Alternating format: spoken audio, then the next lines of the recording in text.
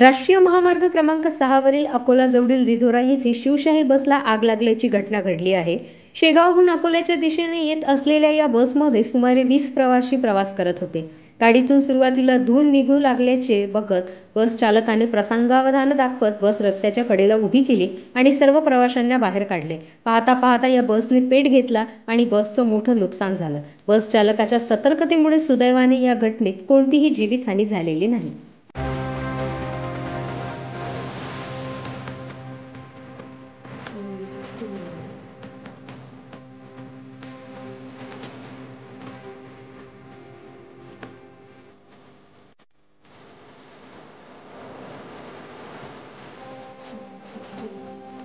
गाड़ी नंबर है 1792 अकोला दो की गाड़ी है।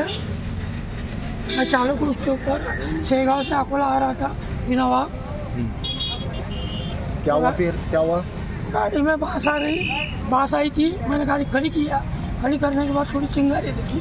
फिर पैसेंजर को एसी बंद किया। फिर एसी बंद करके वो गाड़ी हैंड ब्रेक बंद किया। सब प्रवासी को बाहर नीचे उतार दिया।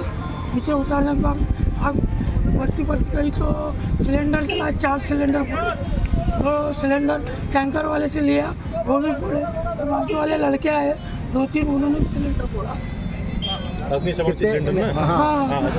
हाँ अग्निशमन से प्रवासी को कोई मार नहीं। कितने प्रवासी थे? 44 थे। अचानक लग गई?